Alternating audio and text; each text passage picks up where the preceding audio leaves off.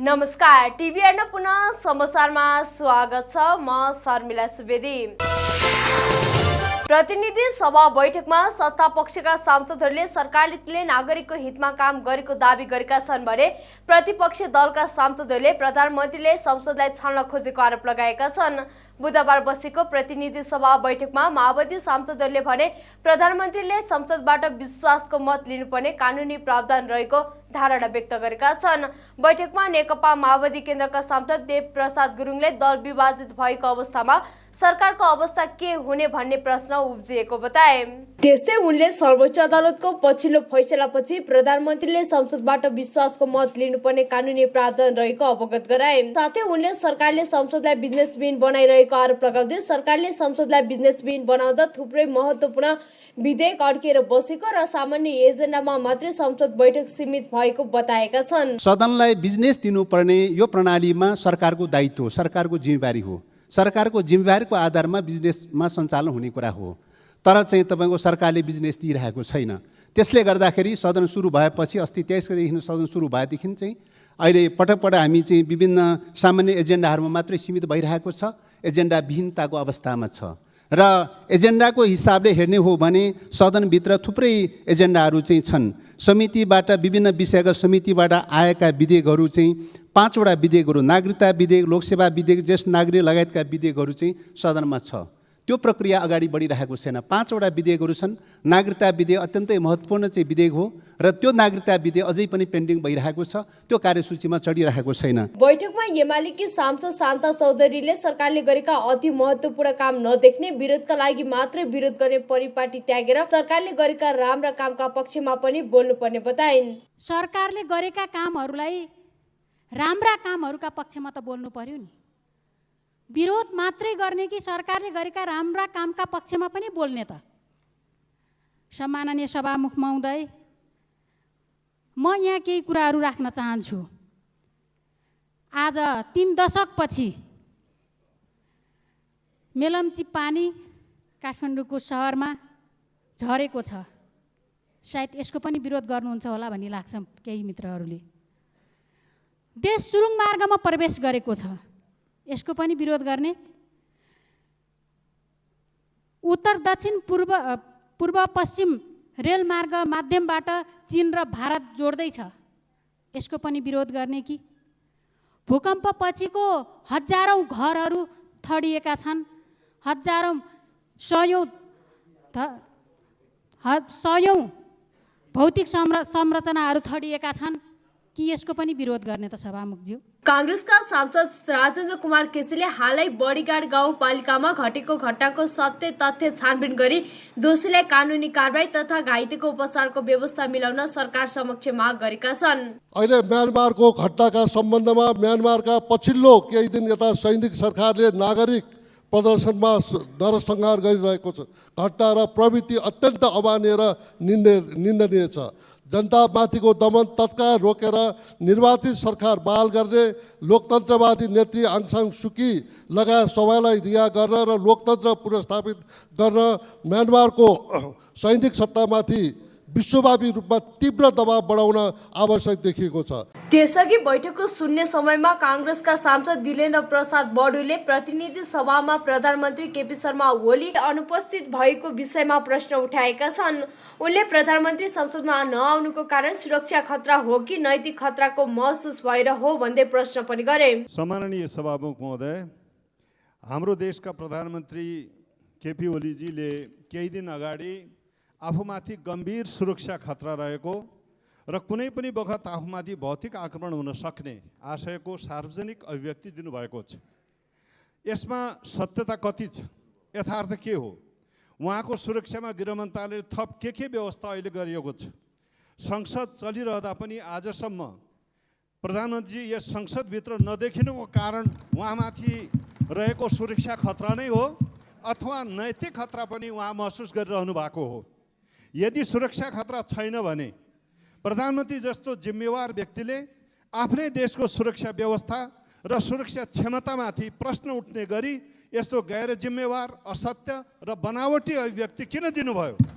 सभामुख महोदय, यथाशीघ्र स्वयं प्रधानमन्त्रीजीले अथवा गृहमन्त्रीजीले अथवा सरकारको प्रवक्ताजीबाट यसबारे संसदमा स्पष्ट गरिनुपर्छ, यथाशीघ्र स्पष्टीकरण दिनुपर्छ। सांसदहरूले शून्य र विशेष समयमा जनजीविकाको सवालमा सभामुख मार्फत सरकारको ध्यान आकर्षण गराएका थिए। बैठकले संविधान सभा सदस्य द्वय नवीन्द्र राज जोशी र लक्ष्मी देवी भण्डारीको निधनमा शोक प्रस्ताव पारित गरेको छ।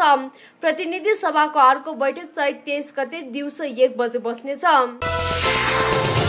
शिक्षा विज्ञान तथा प्रविधि मन्त्री कृष्ण गोपाल श्रेष्ठले नेपाल कम्युनिस्ट पार्टी एमालेलाई नयाँ ढङ्गले व्यवस्थित र पुनर्गठन गर्दै अघि बढ्ने बताएका छन्। नेकपा एमाले ललितपुरद्वारा आयोजित 31औं पाटन मुक्त क्षेत्र घोषणा दिवस तथा शहीद सम्मान कार्यक्रममा मन्त्री श्रेष्ठले समृद्ध मुलुक निर्माणका लागि नेकपा एमाले पार्टीका साथै यसमा रहेका नेता तथा कार्यकर्ता समेत एकजुट भएर अघि बढ्न जरुरी भएको बताए।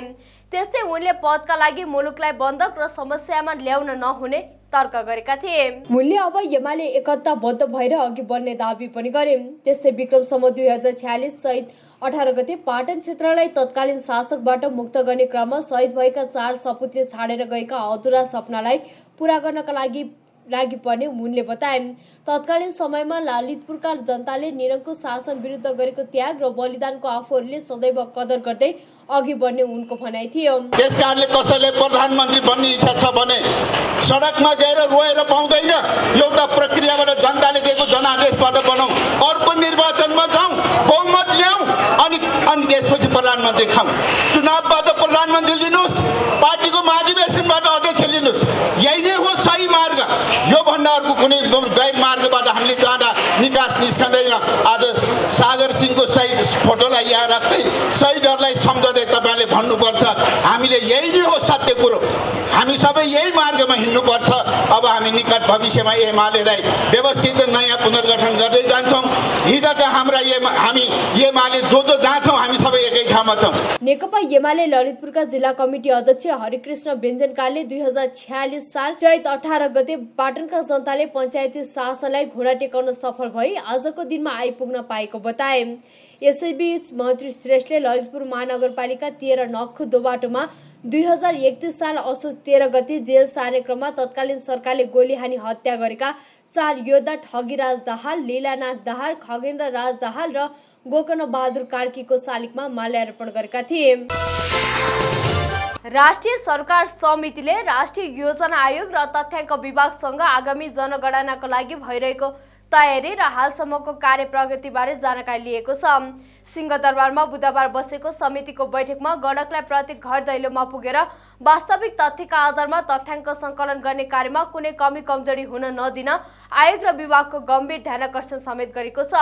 सरकारले आगामी जेठ 25 देखि असार 7 गतेसम्म 12औं राष्ट्रिय जनगणना गर्दैछ।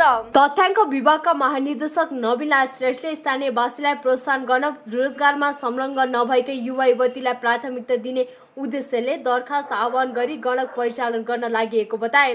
सरका उच्च वर्गको तुलनामा कम साक्षरता भए पनि दूरदराजका जनताले वास्तविक तथ्याङ्क उपलब्ध गराएर सहयोग पुर्याएको विगतको अनुभव सुनाउँदै महानिर्देशक श्रेष्ठले समाजका सबै तह र तबकालाई राष्ट्रिय जनगणनामा सहभागी भई सहयोग पुर्याउन अपील गरेका छन्। यहाँ भूगोल सानो व्यक्ति ठुलो हुँदाखेरि निर्वाचनको हिसाबले मतदानको हिसाबले र हाम्रो डेफिनेसनमा केही फरक चाहिँ छ, तर इन्टरनेसनलले हामीले अक्सर बसोबास गर्ने हो।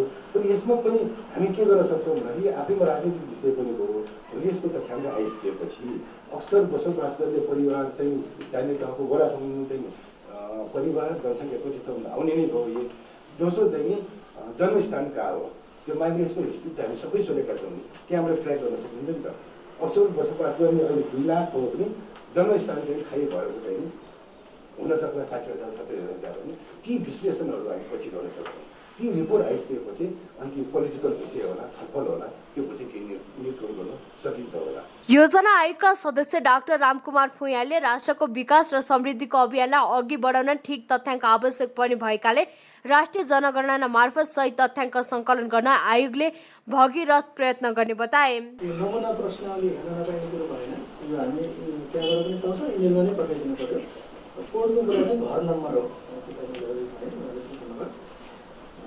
त्यस्तै माने अनिताले चाहिँ एउटा गहन छ यो प्रश्न चाहिँ। मलाई चाहिँ त्यस्तो लाग्यो, यो बेला कस्तो लाग्छ, यो सूचनाको हक चाहिँ अब राइट टु इन्फर्मेसन भनेको छ, आफ्नो सूचना नदिने हक पनि त छ नि फेरि।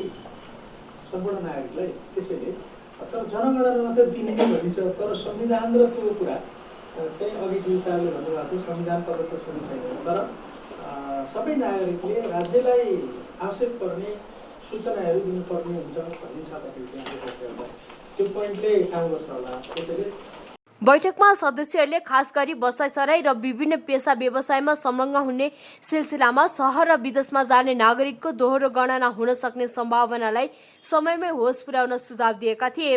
नेपालले प्रत्येक 10 वर्षमा राष्ट्रिय जनगणना गर्दै आएको छ। प्रत्येक वर्ष असार 8 गतेलाई जनगणना दिवसको रूपमा मनाउने गरिन्छ। यस वर्षको जनगणनाको मूल नारा मेरो जनगणना मेरो सहभागिता रहेको छ। महानगरीय ट्राफिक प्रहरी महाशाखाले काठमाडौँको कोरिडोर सडक व्यवस्थापनको लागि छुट्टै ट्राफिक प्रहरी टोली खटाउने भएको छ। महाशाखाले बुधबार एक कार्यक्रमका बीच कोरिडोर सडक व्यवस्थापन टोली परिचालन गरेको छ।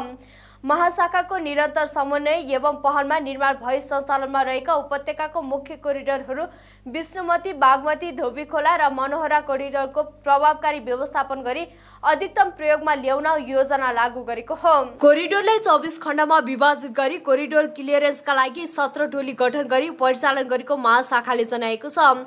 महाशाखाले कोरिडोर सडकहरूमा हुने सवारी चाप व्यवस्थापन, सवारी दुर्घटनामा शीघ्र ट्राफिक परिचालन तथा अव्यवस्थित रूपमा हुने पार्किङलाई नियन्त्रण गर्ने मुख्य उद्देश्य सहित छुट्टै डेडिकेट टिम परिचालन गरेको महाशाखा प्रमुख एसएसपी जनक भट्टराईले बताए। मुख्य सडकको चोक जंक्सनको क्यूमा बस्नु पनि विकल्पको रूपमा कोरिडोर सडक प्रयोग गरी समय तथा इन्धनको समेत बचत हुने अपेक्षा रहेको एसएसपी भट्टराईले बताए। आगमनमा मेन चोकको आगमनको डाइभर्ट भएर आगमनमा अलिकति सहजता आउँछ भनेर झकझका पनि राखेको छु। त्यही अनुरूप कोरिडोरहरू बनि पनि रहेछन्, कोरिडोरको अन्डरपासहरू पनि बनि पनि रहेछन्। कतिपय ठाउँमा कम्प्लिट भइसक्यो, कतिपय ठाउँमा बन्ने क्रममा छन्, कतिपय ठाउँमा हामीले अझै चाहिन्छ भनेर घचिँदै पनि राखेका छौँ। र अब त्यो बन्ने क्रम त जारी भयो, सुरु भयो, बन्न पनि थालिसक्यो, बनि कम्प्लिट पनि भइसके। त्यसको चाहिँ समुचित प्रयोग गरेर त्यसको फाइदा लिनुपर्छ। समुचित प्रयोग गर्न सकिएन भनेदेखि त्यो बनाएको मात्रै अर्थ हुँदैन भन्ने उद्देश्यले अब हामीले के गर्न खोजिरहेको छौँ भने त्यो यो जुन टिम बन्यो अहिले 15 जनाको एउटा टिम बनेको छ, यिनीहरू डेडिकेटेड कोरिडोरलाई क्लियर राख्ने टिम हो। यो कोरिडोर क्लियरेन्स टिम नै हो। यो कोरिडोरलाई उनीहरूले क्लियर गरेर राख्छन्। यिनीहरूले त्यहाँ बिचको पार्किङ हुन नदिने, कुनै चोकमा जाम भयो भने त्यो चोकमा सपोर्ट गर्ने, अन्य के अवस्था चाहिँ अप्ठ्याराहरू त्यहाँ छन् त्यस ठाउँको चाहिँ व्यवस्थापन गर्ने यो टिमले गर्नेछ। कोरिडोर सडकको प्रयोगले मुख्य सडकमा हुने सवारी चापमा कमी ल्याउनुको साथै सवारी आगमन तथा ट्राफिक व्यवस्थापनमा समेत सहजता प्रदान गर्ने महाशाखाको अपेक्षा छ। नेकपा माओवादी केन्द्रको विद्यार्थी संगठन अखिल नेपाल स्वतन्त्र विद्यार्थी युनियन क्रान्तिकारीले नेपाल स्थित म्यानमारको राजदूतावास घेराउ गरेको छ। म्यानमारमा सैन्यको उपस्थित भएका दमन विरुद्ध ज्ञापन पत्र सहित ललितपुर स्थित दूतावास अगाडि प्रदर्शन गरेको हो। दूतावास घेराउ गर्दै उनीहरूले म्यानमारमा लोकतन्त्र बहाली गर, सैन्य नरसंहार बन्द गर, म्यानमारको सैन्यको बन्द गर जस्ता नारा लगाएका छन्।